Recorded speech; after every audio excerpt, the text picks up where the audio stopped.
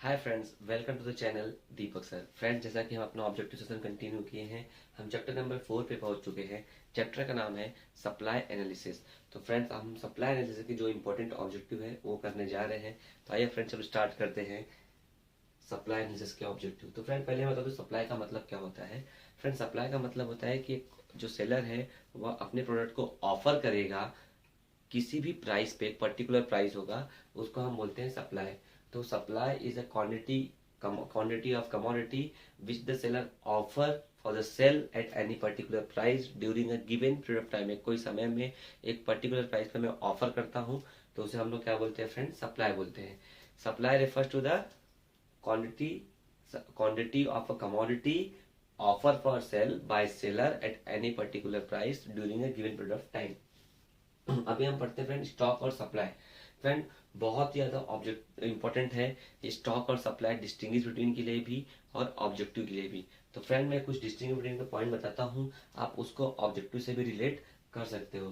Friend, stock का मतलब होता है कोई मैंने गुड्स मैन्युफैक्चर किया एंड उसको स्टोर करके रख दिया। तो goods which are manufactured and stored for the sale, it is called stock of commodity. And supply का मतलब क्या होता है? ये जो आपका डेफिनेशन है, quantity of commodity offer for a sale at a particular price. यहाँ पे आप फर्स्ट पॉइंट लिख दोगे तो भी यह पॉइंट चल जाएगा कि सप्लाई का मतलब ये होता है। सेकेंड पॉइंट फ्रेंड, स्टॉक कभी भी सप्लाई से ज्यादा होगा या तो उसके इक्वल होगा। तो फ्रेंड, आप यहाँ लिखोगे स्टॉक इज ऑलवेज इक्वल और more than supply. More than supply, stock कभी भी क्या होगा? सप्लाई के इक्वल होगा या तो सप्लाई से ज्यादा होगा। यहाँ पे फ्रेंड सेकंड पॉइंट क्या हो जाएगा? सप्लाई कभी भी स्टॉक से ज्यादा नहीं हो सकता। Supply can not exceed stock. आप इसका अपोजिट यहाँ पे भी लिख सकते हो कि stock can exceed supply. Stock supply से ज्यादा हो सकता है। फ्रेंड, यहाँ पे डिपेंडेंसी है स्टॉक का डिपेंडेंसी किस पे है? स्टॉक का डिपेंडेंसी प्रोडक्शन पे है। तो आप यहाँ पे लिख सकते हो stock is depend upon production. Stock किसके ऊपर डिपेंड है? प्रोडक्शन के ऊपर डिपेंड है। सप्लाई किसके ऊपर डिपेंड है फ्रेंड? आपको आंसर मालूम पड़ गया रहेगा। Supply depends on stock. Supply depends on stock. Friend, इसका फोर्थ पॉइंट आप लिख सकते हो स्टॉक का कॉन्सेप्ट वाइडर है और सप्लाई का कॉन्सेप्ट नैरो है। फ्रेंड, मैंने ये 4 पॉइंट बताए हैं। इसका वाइडर क्यों कॉन्सेप्ट है? क्योंकि स्टॉक ज्यादा हो सकता है लेकिन सप्लाई ज्यादा नहीं हो सकता है। सप्लाई क्या होगा? हमेशा कम होगा। कम होगा मतलब ये नैरो कॉन्सेप्ट है। और स्टॉक क्या है फ्रेंड? वाइडर कॉन्सेप्ट है क्योंकि स्टॉक ज्यादा हो सकता है। फ्रेंड, अभी नेक्स्ट क्वेश्चन पे आ रहा है इंडिविजुअल सप्लाई, मार्केट सप्लाई।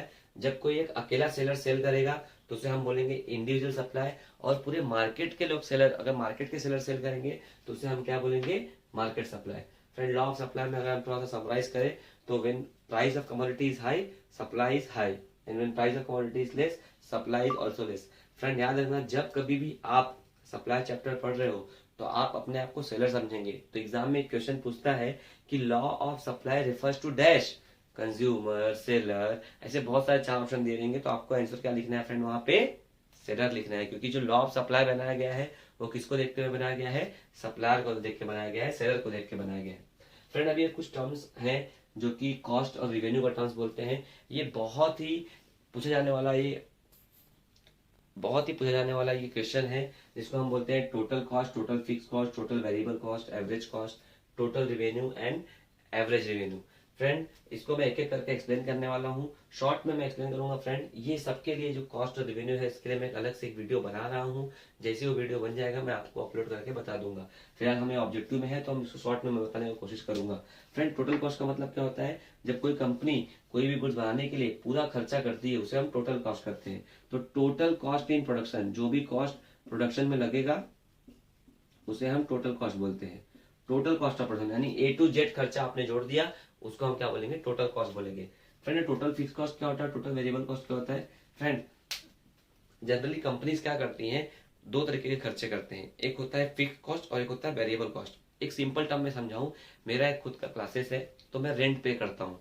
तो रेंट पे करने के लिए जो रेंट का कॉस्ट है वो मेरे लिए फिक्स कॉस्ट है, चाहे मेरे पास 100 स्टूडेंट है, चाहे मेरे पास 50 स्टूडेंट है, मुझे रेंट उतना ही देना पड़ेगा फ्रेंड। लेकिन अगर मैं लाइट बिल की बात करूं, तो अगर मेरे पास 100 स्टूडेंट आते हैं तो मेरा लाइट बिल ज्यादा आएगा, और अगर मेरे पास 20 स्टूडेंट आते हैं तो मेरा लाइट बिल कम आएगा।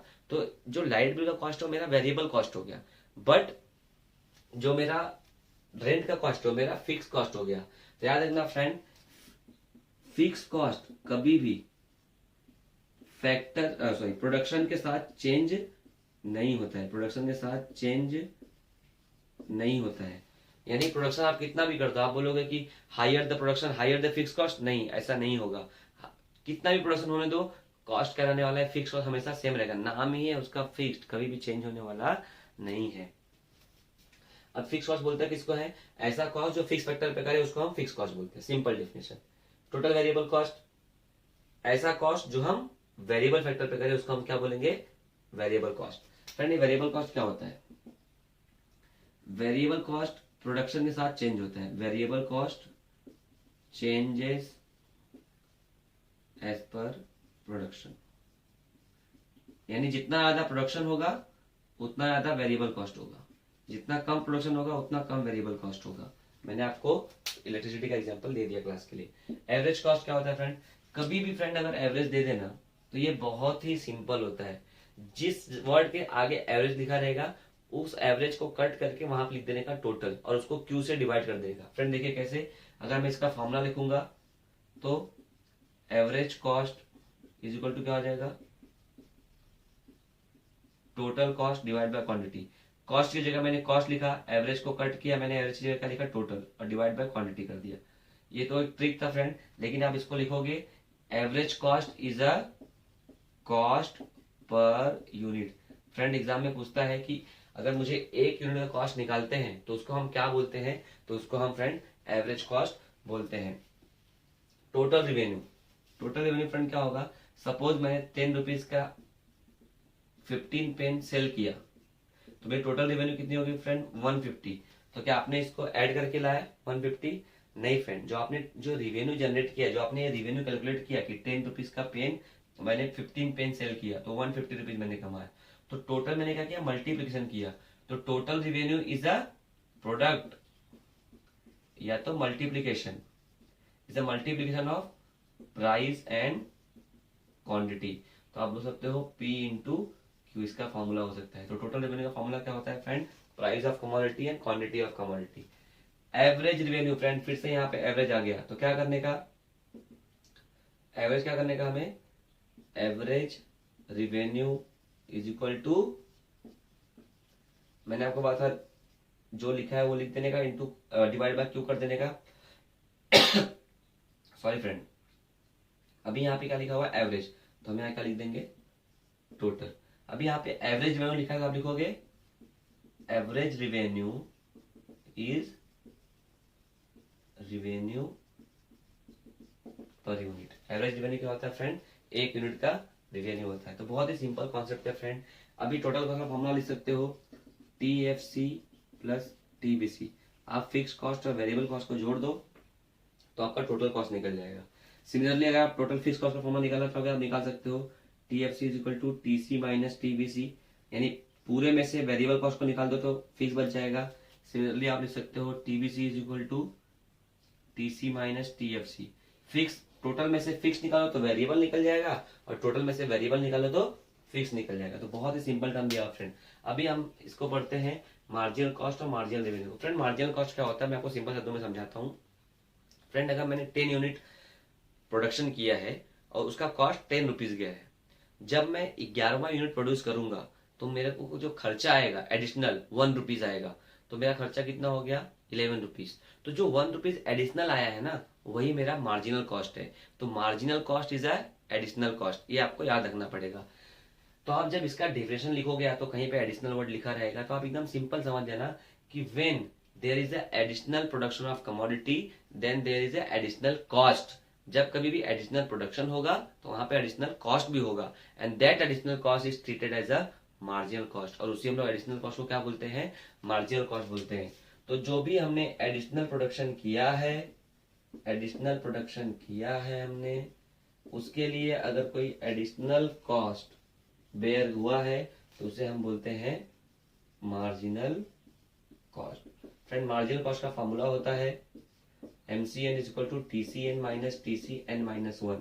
फ्रेंड ये फॉर्मूला ऐसा है कि अगर मैंने पिछले यूनिट को जो मैंने बनाया था 10th का, और अब मैंने अगर मुझे 11th यूनिट का मार्जिनल कॉस्ट निकालना है तो मैं 10th में से 11th में से 10th को हटा दूंगा तो 1 रुपया आ जाएगा। फॉर एग्जाम्पल 10th का वैल्यू कितना था जब मैंने 10 यूनिट बनाया था, तो 10 रुपीज। और अभी मैं किसका निकाल रहा हूँ, 11th यूनिट का, तो 11 रुपीज खर्चा हुआ माइनस 10, क्योंकि n-1 क्या होता है 10, तो 11 माइनस 10 इज इक्वल टू 1 रुपीज। तो मेरा मार्जिन कॉस्ट कितना हो गया, 1 रुपीज हो गया। तो ऐसे आप निकाल सकते हो। सिमिलरली मार्जिनल रेवेन्यू है फ्रेंड, तो जैसा आपने कॉस्ट के बारे में बात किया वैसे आप अभी सेल के बारे में बात करोगे। अभी सेलर जो रेवेन्यू का रिलेशन वो किससे होता है, सेलर से होता है। आपने कॉस्ट का बात किया प्रोडक्शन प्रोड्यूसर की वजह से, क्योंकि आप एज अ प्रोड्यूसर बात कर रहे थे। अभी आप यहाँ पे एज अ सेलर बात करो क्योंकि ये रेवेन्यू की बात कर रहे हैं। तो फ्रेंड मार्जिनल रेवेन्यू क्या होता है, जब मैं कोई प्रोडक्ट एडिशनल सेल करूंगा और उसके वजह से मुझे एडिशनल रेवेन्यू जनरेट होगी, तो उसे हम क्या बोलेंगे, मार्जिनल रेवेन्यू बोलेंगे। फ्रेंड एग्जाम्पल मैंने 10 यूनिट सोल्ड किया था तो मुझे 10 रुपीज मिला था। अब मैंने 11 यूनिट सोल्ड किया तो मुझे 11 रुपीज मिला। तो जो मेरा मार्जिनल रेवेन्यू वो कितना है, 1 रुपीज है। तो मार्जिनल रेवेन्यू का फॉर्मूला क्या हो जाएगा friend, TRN minus TRN minus 1, यानी टोटल रेवेन्यू 11th यूनिट का, टोटल रेवेन्यू 10th यूनिट का। n-1 लिखा है ना फ्रेंड, तो 11 माइनस 1 करोगे 10 आ जाएगा। तो टोटल रेवेन्यू 11th का माइनस टोटल रेवेन्यू 10th का आप माइनस करोगे तो 1 रुपीज आएगा। इसी को हम बोलते हैं मार्जिनल रेवेन्यू। तो मार्जिनल रेवेन्यू और मार्जिनल कॉस्ट का आपको समझ में आ गया रहेगा। फ्रेंड्स ये ऑब्जेक्टिव का लेक्चर है, इसलिए मैं आपको बहुत ज्यादा डीप में नहीं पढ़ा रहा हूँ। अगर आपको इस पूरे कॉस्ट एंड रेवेन्यू कॉन्सेप्ट को समझना है तो आप मेरा वीडियो अलग से देखेंगे, जहाँ पे मैं इस कॉस्ट के बारे में और मार्जिनल कॉस्ट और मार्जिनल रेवेन्यू को मैं ब्रीफ में एक्सप्लेन करता मिलूंगा। फ्रेंड एक लास्ट ऑब्जेक्टिव है, सप्लाई कर has a dash slope. Supply कर का स्लोप क्या होता है, सप्लाई कर का स्लोप क्या होता है फ्रेंड, अपवर्ड स्लोप होता है। इसको हम पॉजिटिव स्लोप भी बोलते हैं। तो फ्रेंड ये रहे चैप्टर नंबर 4 के कुछ इंपॉर्टेंट ऑब्जेक्टिव, जो कि बोर्ड के एग्जाम के लिए बहुत ज्यादा इंपॉर्टेंट है। और अगर आप यहाँ से ऑब्जेक्टिव क्लियर करते हो तो मैं 100% श्योर हूँ कि आपका कोई भी ऑब्जेक्टिव खराब नहीं जाने वाला है, कोई भी ऑब्जेक्टिव गलत होने वाला नहीं है। फ्रेंड्स मैं आपसे रिक्वेस्ट करता हूँ कि अगर आपको ये चैनल अच्छा लग रहा हो और आपको ऑब्जेक्टिव सेशन अच्छा लग रहा हो तो प्लीज कमेंट सेशन में जाकर कमेंट करिए, जिससे मैं मोटिवेट हो सकूंगा और मैं आपको ये कंटिन्यू लेक्चर्स पढ़ाता रहूंगा। Thanks a lot for watching my channel and thanks for subscribing my channel friends. Thanks a lot.